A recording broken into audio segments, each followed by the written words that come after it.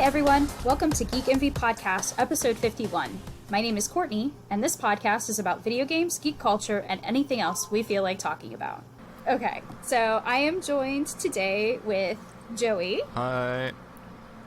And Eric. Hello. And we're missing Matt again, so that's that. What do you know? We've been abandoned by Matt. We're not missing anyone. Yeah, I already forgot who he is. Pour one out for Matt. Last episode, we interviewed Matt's sister, Caitlin. She's the owner of Fable Grounds Coffee, and she talked a little bit about her online coffee shop. We only had the last part of that interview, but hopefully you all were still able to enjoy it despite the technical difficulties.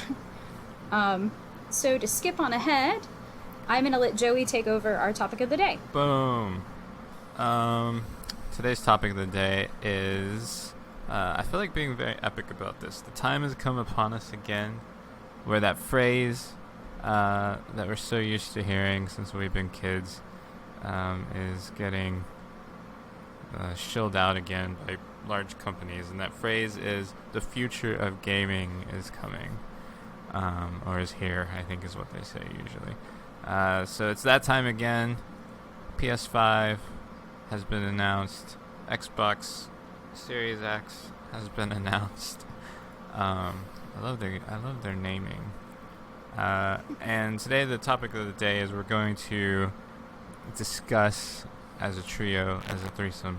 I guess we'll talk a little bit about each system and what we know about each system, and then we're going to fight, and I don't think we're going to fight, but we're just going to talk about which system each of us would prefer.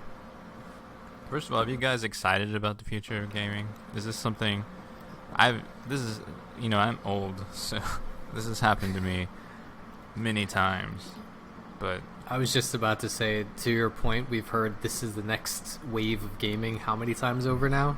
it's pretty wild. It never ends. Yeah. I don't know. Courtney, what do you think? But how does this all affect you?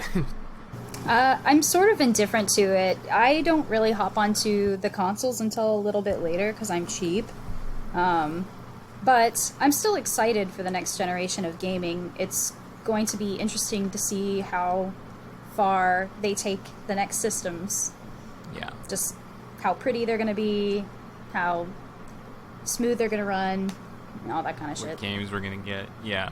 Yeah. It's always like exciting still, although it's kind of worn off because I've owned a lot of systems on release date, and now I think I'm finally hitting that moment where I don't know, but I am still excited. So let's talk a little bit about each system.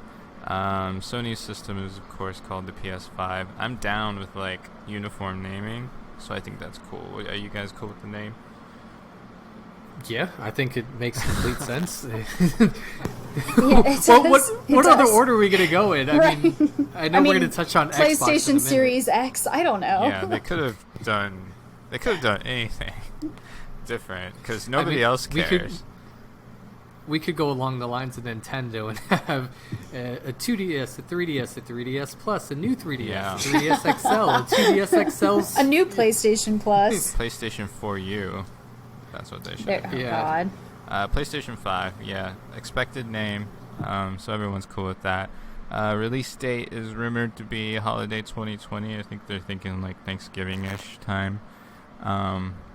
And the rumored price right now is $500, but I think that's for the disc version. Speaking of versions, there's going to be a disc version and a digital-only version. We've seen pictures of both.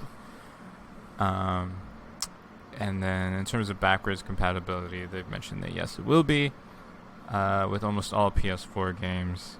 I guess the news will follow on whether or not they're going to release PS3 and PS2. And I would like to hear if they're going to do any Vita backwards compatibility. I guess as the Vita connoisseur here, I really doubt that they're going to push it. I think Sony has really tried to push away from the idea that the Vita even exists. Yeah, they've just forgotten about it. But I would love to see the backwards compatibility past the PS4. I mean, with PS4, they at least tried to do some PS2 games. that were playable through the PS4. They did nothing on the PS3 or the PS1. Yep. But yeah, we'll see. We'll see. And then on the Xbox side, let me know if I've got the name of this incorrect. But the name of the new console is well, I'm not 100% certain how it's going to work, but there's an idea in mind with the Xbox. I think so. The new console series name is the Xbox Series X, but there will most likely be multiple consoles within this series. Is that the gist of this? I'm not entirely sure. I mean, from what I could see and what I understand, it's really just the Series X. That is what they're tooting as the next round in their systems. Yep. And not necessarily that there'll be other models, but yeah. But there will be. Release date, holiday 2020, similar to PlayStation 5. They'll probably wait each other out, or someone will go first and the other will go right after. Rumored price of $500. So far, I think we've only been shown a disc version, although I'm sure there will be a digital-only version. And, yep, it does have backwards compatibility. That's Xbox's thing now, which is weird that became a thing for someone, but that's cool. So, yeah, that's the two boxes. If you look purely at the specs, which I have here in the table, I'll quickly go through. They both have an AMD Ryzen Zen 2 based CPU. They both have an AMD RDNA GPU. They both have 16 gigs of GDDR6 RAM. They both have SSDs at slightly different storage capacities. Everything in there looks very similar. They all subtly do different things. Like, one will be better than the other. One is slightly faster than the other. Visually, the two systems... I mean, look, let's not get into visually yet. Under the hood, the two systems don't look all that different.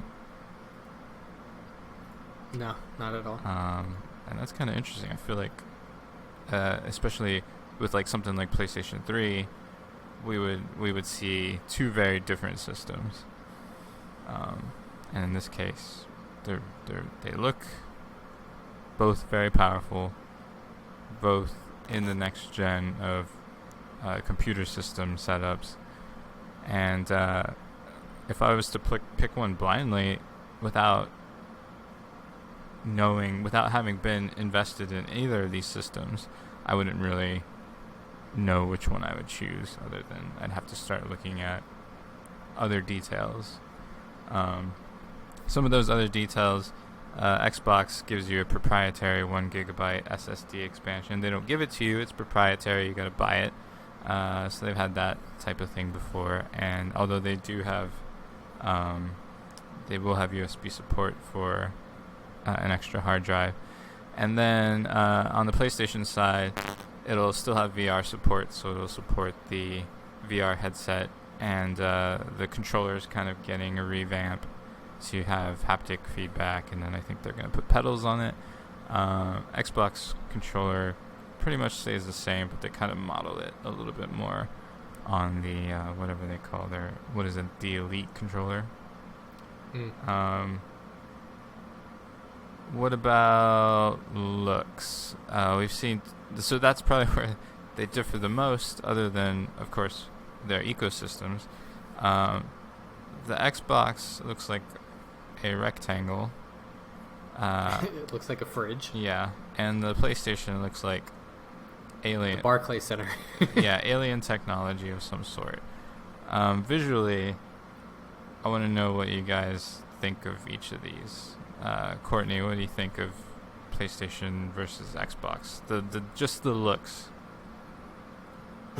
I feel like the PlayStation it doesn't really mesh with the other PlayStations, but the Xbox looks exactly like every Xbox. So I don't really I'm not wowed by either's appearance on the outside. I really have no preference on either or. I get where PlayStation was going. They probably were trying to look super futuristic, but I don't know. It's kind of weird.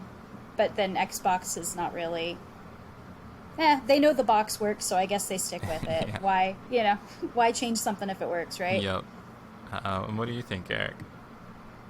I gotta agree with Courtney on the whole PlayStation side of things. Visually, if we go from the PlayStation 3, the initial size was kind of rounded, black. You still had that same look to it. Then they started going into the Slim, which had a kind of rectangular, squared off edges. And then the PS4 came with the OG. You had that very boxy look as well, going through to the Pro, into the Slim. The 5 looks completely different. I mean, a lot of jokes online making it look like Seto Kaiba from Yu-Gi-Oh! With the Xbox, though, I kind of disagree. I mean, I went from the 360 and I didn't even touch the Xbox One. So visually, for me, it's a huge shift. I know the Xbox One was more boxy and kind of like a squared off. But this larger rectangular visual just throws me off. It looks like they're trying to lean more towards the computer side. Yep. Like almost like a desktop kind of setup. Yeah, I think they're going for a modern appeal, where on the gaming side of things, where YouTube is really popular, or where like the mainstream things that kids are into these days are very popular. It's the PC world. It's these tall, systems that these YouTubers are building and showing off. Like, I think that's kind of the vibe that both these systems are going for. How do y'all feel about the change from primarily horizontal systems to vertical systems? Now, I actually asked this. I don't know if it was on Twitter or on Facebook or somewhere, but the PS5 does have a horizontal stance. Yep. It can stay horizontal versus the vertical, although they primarily showed both systems as vertical. I don't like vertical. I've never liked vertical. I know the PS2 was able to do it, never did it. I know the PS3 had an option to go vertical, I never did it. I think I possibly did it with my 360, although I know during that time period everyone was like, you're gonna mess up your discs. Yep. Yeah. So I always went away, and my PS4 right now is set up in the horizontal stance. Courtney, I don't know about you. I'm actually the exact same. I always kind of never used it vertically for any of my systems, so it doesn't really make a difference to me. Yeah, like I'm indifferent. Vertical has never been my cup of tea either, but I also don't like Sony's prevalence to put out its first system with a curved top, because I kind of like to sit things on top of my system. Like I sit my Switch on top of my PS4. I sit my controllers on top of my system. Yeah. I think you're both crazy. I put nothing on top of my systems. Look at you. Why would you put anything on your system? Because we're heathens. No, because I've seen people like stack systems. Like they got the Xbox on top of the PS4, and they have like their Wii on top of that, and a Switch on top of that. I'm like, I don't stack systems on systems. I just stack my accessories, so like my headset or my controllers. Yeah, I wish I could stack systems on systems. It's all about like space efficiency. Vertical doesn't feel efficient. No, and that's actually one of the points I was going to. Vertical you have to almost reimagine, I feel, in a lot of entertainment centers. And even if we're not even talking entertainment centers, we're talking about people's TVs and like having a system next to it. Xbox is huge. Mm-hmm. The Series X versus the PS5. I mean, if we're going to have the PS5, at least you could kind of sit it next to the TV or something. That's true. Yeah, they're both chunky, tall, and modern. If you look at, like, I don't know, stupid Amazon or whatever, most modern entertainment centers have like these little slits under your TV where you're supposed to like stash your cable box and shit. So it's not going to work out well. But maybe they just kind of see this as sitting next to your computer monitor or sitting under your desk next to your computer. Or a presentation piece, right? Oh God, yeah. That's the idea, that it stands out. But I'll be honest, the PlayStation 5 looks like it's trying a little too hard. Yeah. Compared to... I'm in agreement there. It is very futuristic looking. Like I said, I think they were trying to go for more of a a updated high tech look, and whereas Xbox was like you guys said, just if it ain't broke, don't fix it. Like, Yeah. All right, so Matt didn't put it in his choice, so we'll never know which system Matt's gonna get. But he does like both. He has PlayStation and an Xbox, and he plays both. I think that's a fine answer for anyone. It's okay to have both. It's okay to play both. But we're kind of answering this question, I feel like, from the perspective of if you had to choose one.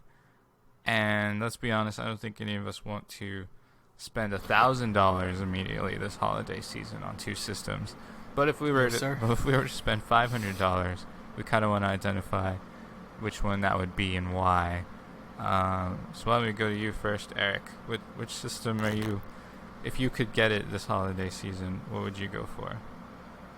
Now, I'm gonna say PS5 right off the bat, just because I'm so invested in the platform. Playing from PlayStation 1 through all the handhelds, the PSP and the Vita. I think I just have too much invested in the store, in the gaming, and the ability of, if they have backwards compatibility, I'd rather just stick with that.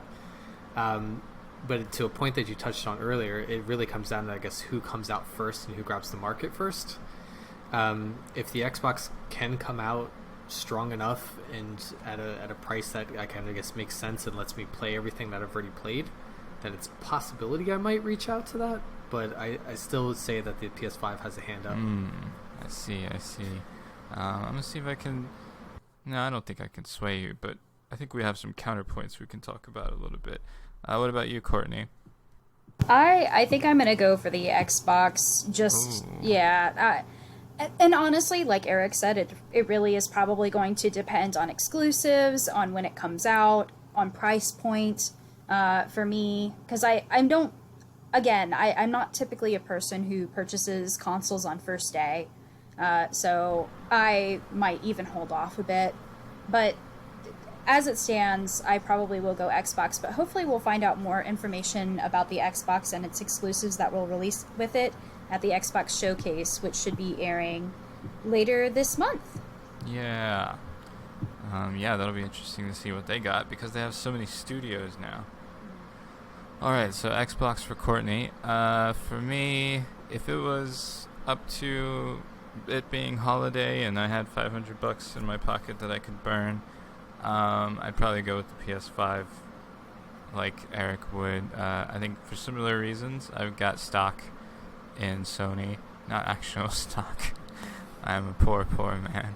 But I've got too much in the store. Every time, you want to feel like you own a game library, and when new systems come out, you want to feel like you're taking that with you.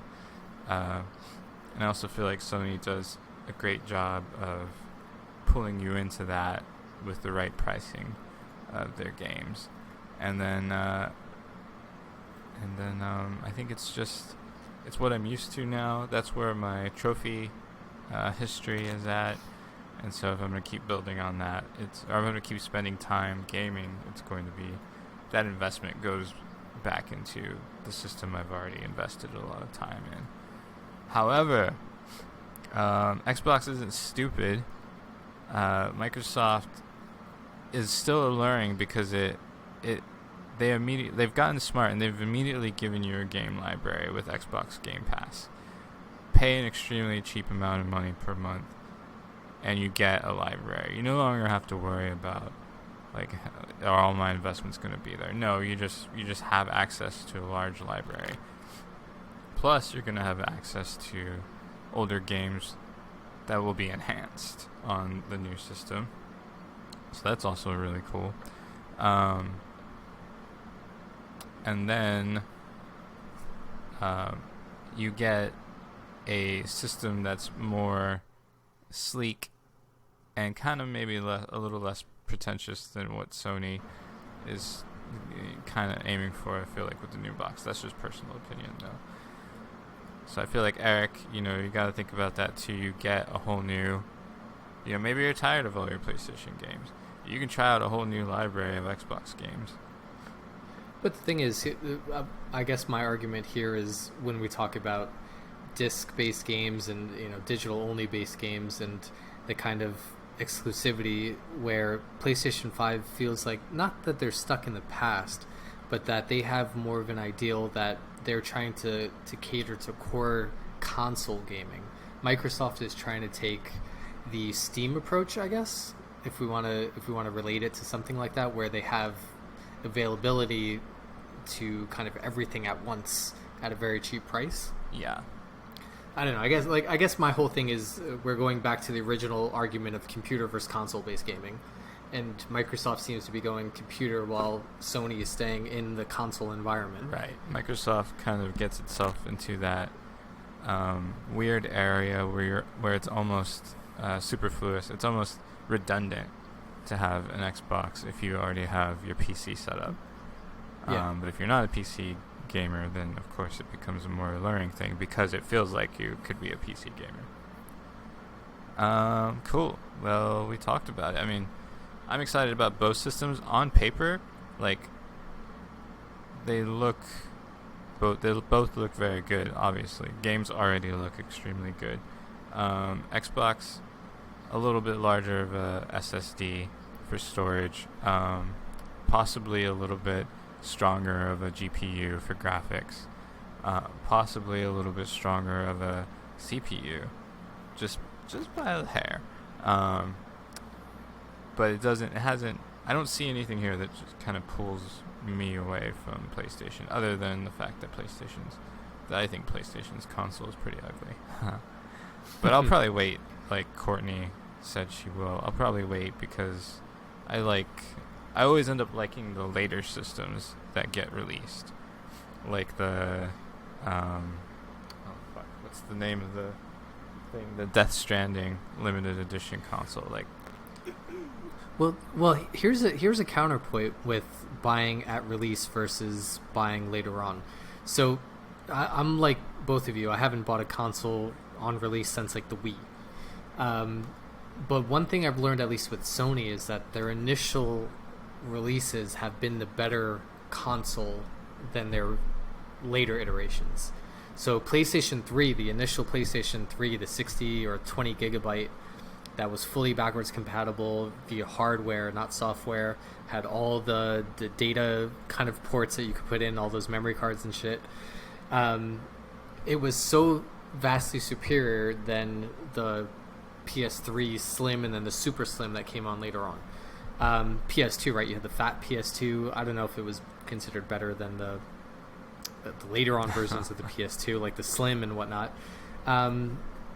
Okay, I'm kind of like contradicting myself here because I know the PS4, their initial one, the Pro was better later on. No, mine's still going though.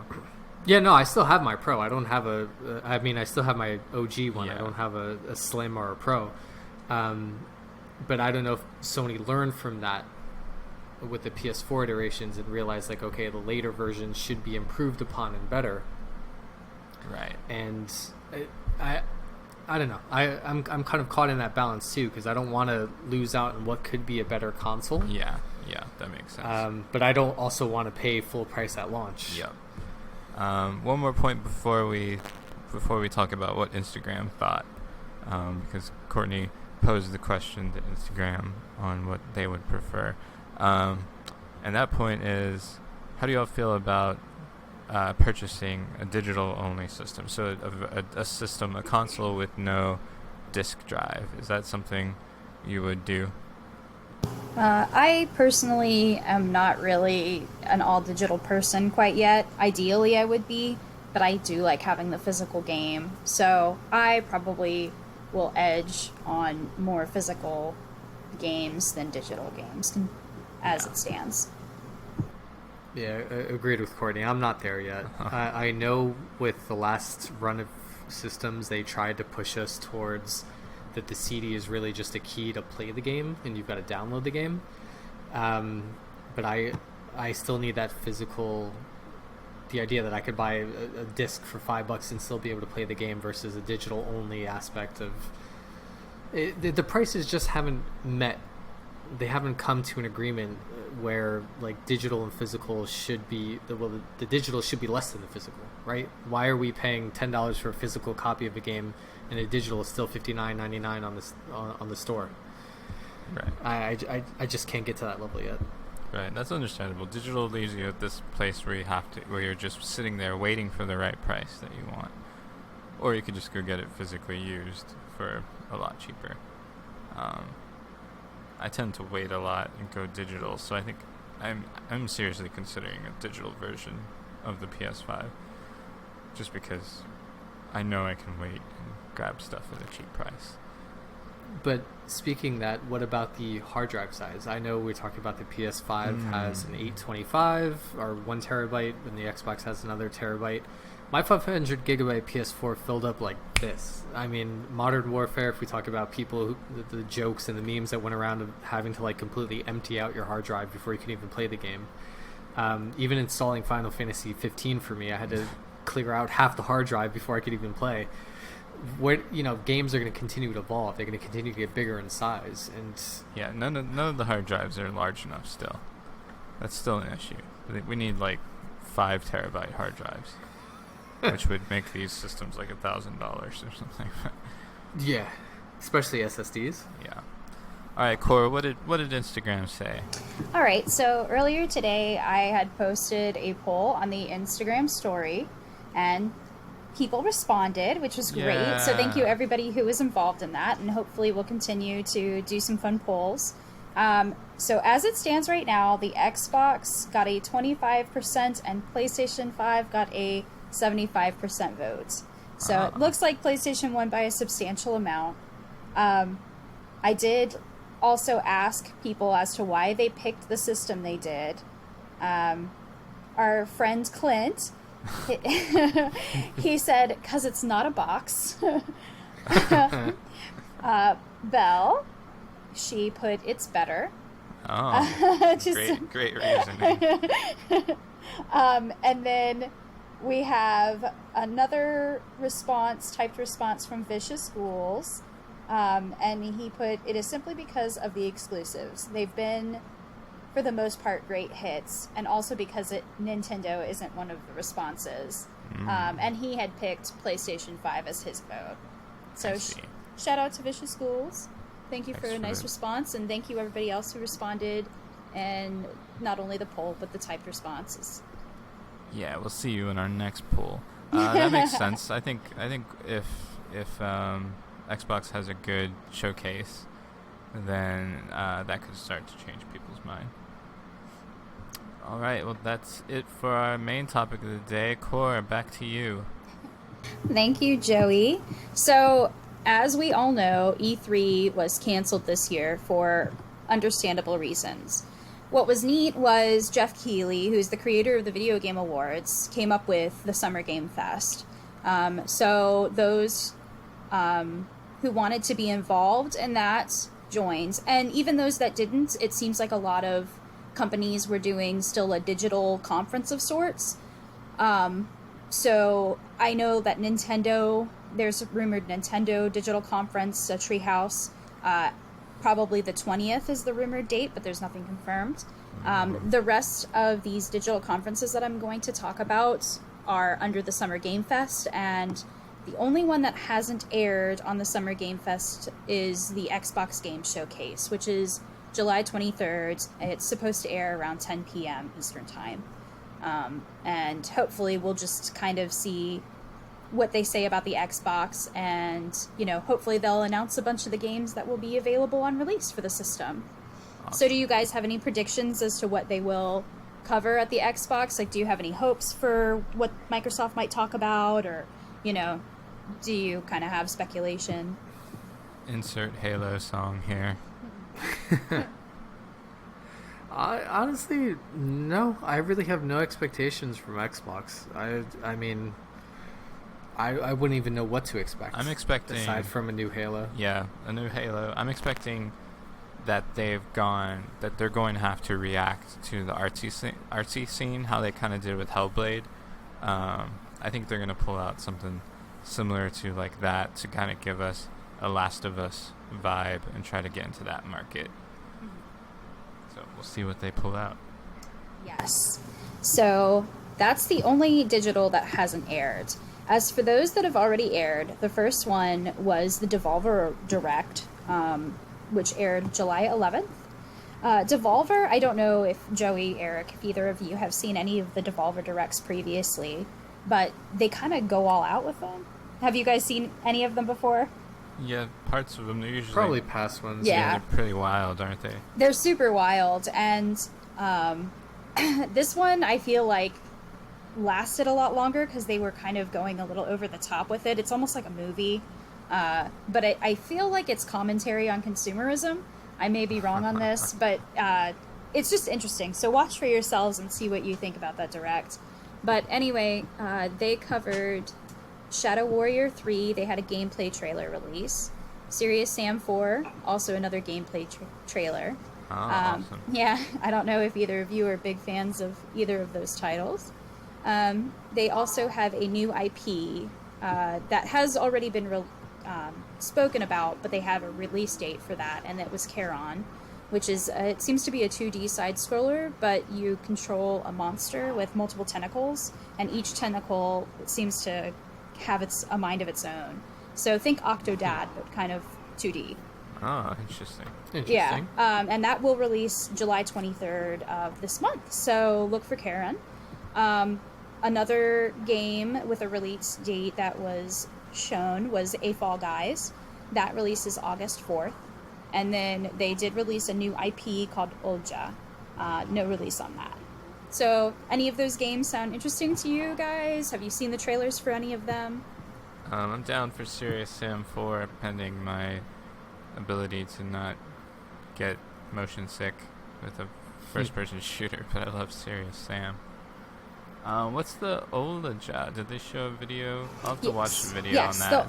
The Olja is also a 2D side-scroller. From the looks of it, it was kind of a shorter trailer. You're like a samurai.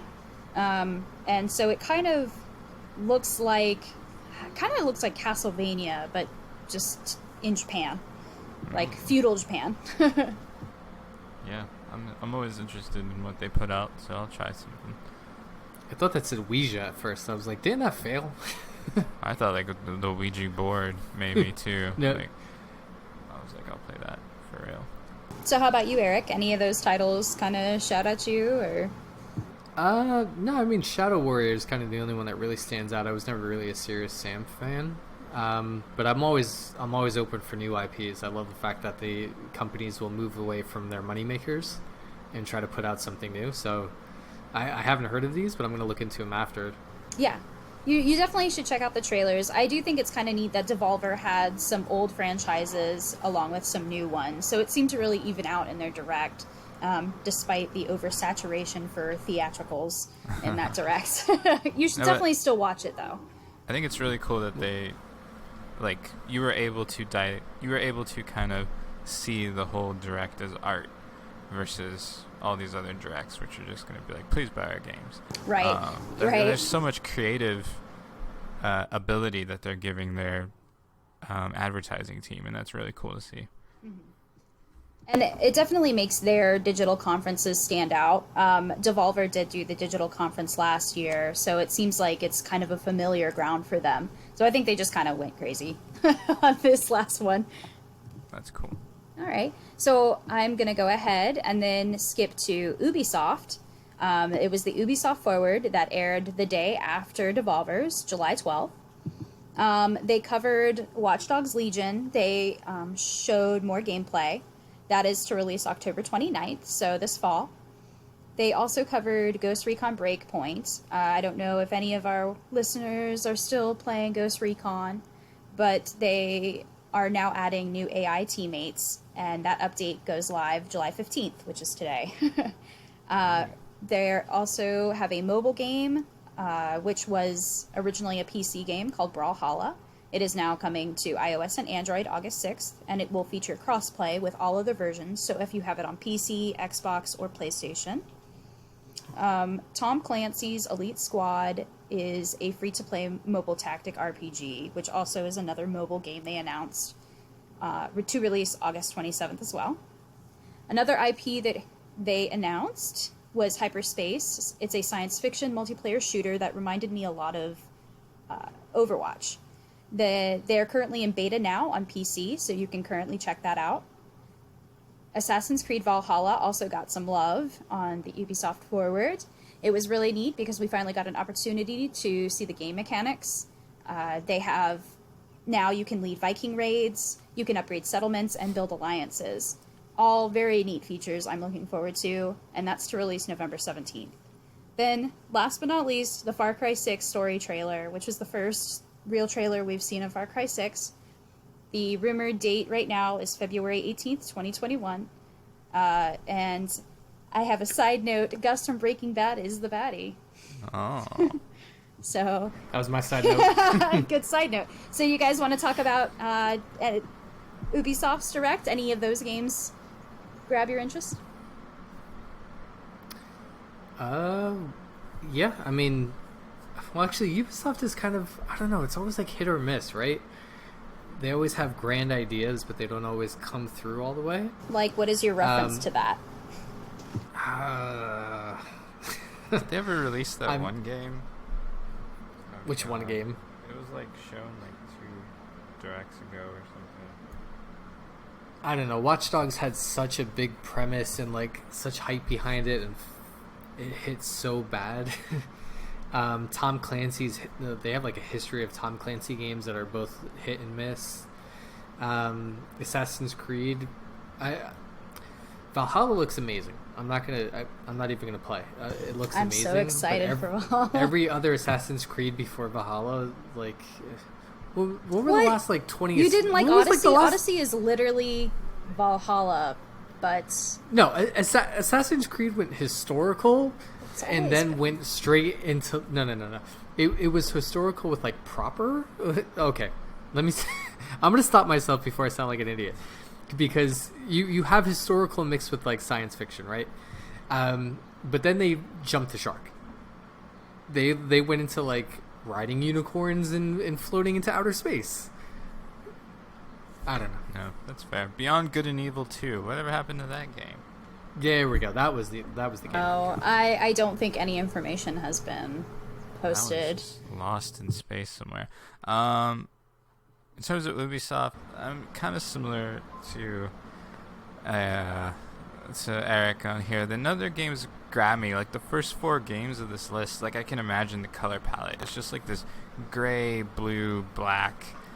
It's not exciting to me. Assassin's Creed Valhalla, I'm super hyped for. I think, look, especially with the last one, they've really just kind of changed direction to something to where like you want to play these games because there's fun things to do in the games. And Far Cry 6 I can't play because I will get motion sick. But no, I didn't touch on Far Cry 6. The last Far Cry I played was 4, and I was completely in love with it. 5, I guess I just felt like it was more of 4, and I needed to not be as involved with it or take a break. I haven't seen the trailer for 6 yet. I've been kind of distanced from a lot of this stuff, but it looks, I don't know. If it's a return to some more craziness like 4, then I'd be in for it. It definitely looks like it's going to be crazy, but I'll let you be the judge of that when you watch the trailer. Yup. So what about Far Cry for you, Joey? Are you interested in Far Cry 6? No. I tried to play some 4, and it's just not my thing. I like how they're colorful. You know? They are colorful.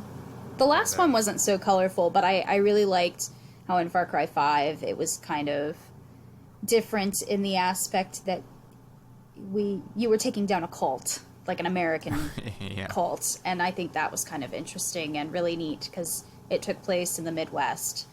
So that's super unique for a video game to even really... A video game like that, which has typically been kind of incontinental, and bringing it back home with North America, Midwest, white trash, glory. Yeah, they're not afraid to try different ideas with the Far Cry line. That's cool. So the last direct that I can talk about, and I really kind of skimmed through this one because it wasn't one I was interested in. It aired yesterday, July 14th, and it was the Stadia Connect. I don't really know about the two of you, but I have no interest in the Stadia to begin with. Wait, is that Yeah, it's that's the the Google Google thing? Stadia. Oh man. I'm surprised they're even trying still. Yeah, I don't really know why. I guess Jeff Keighley was like, yeah, sure, guys, you can totally do a direct with the Summer Game Fest, like a pity direct. But they had a decent-sized direct. I don't really know who watched it, but somebody might have. I'm just going to go through some of the points real quick with the Stadia for those people, not to bash anybody who does like the Stadia. So here's a little bit of what they kind of announced.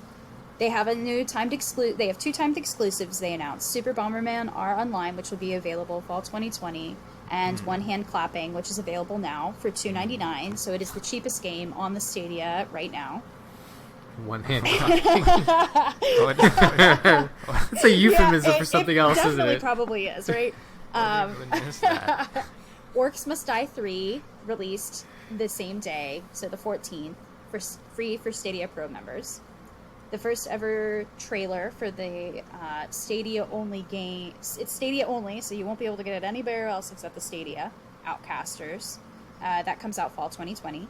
Then Stadia also announced a partnership with 3 studios: Harmonix, which is known for Rock Band, Uppercut Games, and Supermassive Games, which is known for Until Dawn, and Little Big Planet, and Killzone HD. Interesting. Interesting. Yeah. And then also they announced potential series that will be coming out for free this fall for Stadia Pro members: Hello Neighbor and Hide and Seek, which is a prequel to Hello Neighbor. You also have the Hitman series, NBA 2K21, Mafia 2 and 3, Outriders, Dead by Daylight, and Sekiro, all to come later this year on Stadia. It definitely seems like you can kind of see they're in that midst of like trying to get somewhere. They're throwing money. Yeah. That's how I see it. They're throwing money and hoping that something comes out of it. Yeah, I feel like they're catching up to something, trying to get somewhere. They're trying to catch up. I just don't think at this point they have any grounds to stand on. Yeah. But anyways, One Hand Clapping is a game where you sing into your microphone to solve musical puzzles. It's Joey's new favorite game. He actually bought it on his Stadia yesterday. Sounds amazing. But how does that tie into Clapping, the name of the game? clapping. Yes, one hand clapping, and yet I gotta sing. Wait, because you're one hand clapping for yourself, maybe? So one hand's on the mic, one hand's clapping for you? Okay. I still think go. it's a you could euphemism. do that weird one hand clap. It's very sad. So those were the digital directs, and again, the biggest ones that I'm still waiting to hear from are the Xbox Game Showcase and the Nintendo one, which Nintendo is technically not involved with Summer Game Fest, but Nintendo's going to try to pull somewhere. So hopefully we'll get some Paper Mario news and possibly more information on Breath of the Wild 2. Oh, I'm Yeah. psyched about Paper Mario, by the way. It looks really good. That's 2 days from now, right? July 17th? July 20th. Oh, 20th or 17th? Oh, 17th for Paper Mario. I'm sorry. I thought we were talking about the direct. Yeah. Yes, Right. 2 days from now. And also, what's the other game that comes out that day? Ghost of Tsushima? Oh, Ooh, yeah. yes. I don't like games that make me cry. Because Get used to it, buddy, because nothing but the future Yes. of gaming is going to make you cry. yeah. Yeah. All right. So does anybody want to add anything before we close up? I'm excited. Go new games. Wait. Oh, one last thing. What about prices? Games are moving up to 70 bucks. That's right. Well, I mean, this is not new, right? If we talk about the late 90s, Super Nintendo and N64 games were $60, $70, $80 a game. That's true. That's weird how it kind of, like, went up and then down like that. But I'd argue here that if we're going back to the upper tier of pricing, which has been pushing the argument of the whole $50 games, but we still have to spend another $30 in DLC to get the final product, that the $70 games or the $79.99 games should be a complete product. I don't know. No more DLC that's going to be... That's not going to happen. I concur with that, but I also agree with Joey. That ain't happening. Yeah, no, I know. It's a pipe dream right now. And coming off of playing Final Fantasy 15 for about 100 hours, with the Royal Pack, you realize that those additional parts should have been part of the original package. Eric? It shouldn't have.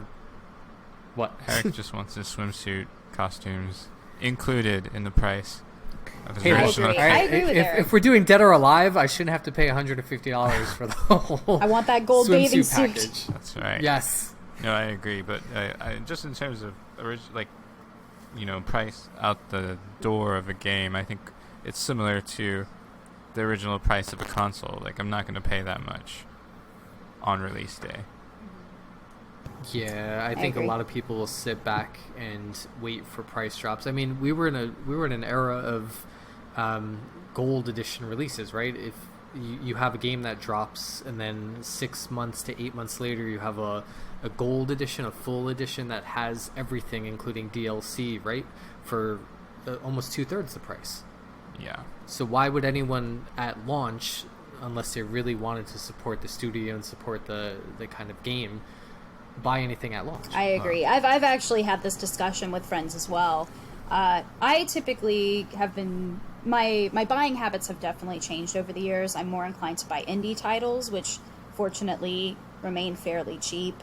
But I might as well just play indie titles until those AAA titles go down in price and we get the whole gold version. I'm not paying $70 like you said for an incomplete game. It's very frustrating. Yeah. Agreed. Fair play. All right. So, unless you all have anything else to add, we'll go ahead and wrap up. Do it. Okay. Nothing else. So you can find us on Spotify, iTunes, Google Play, and YouTube, and online at geekenvy.podbean.com. We're on Instagram and Twitter at geekenvy. And don't forget, we will be posting more polls and questions, so if you'd like to have a shout out in an episode, feel free to DM us or answer those questions. Comics, suggestions, questions, and etc. You can email us at askgeekenvy@gmail.com. Have a good night, guys. Bye.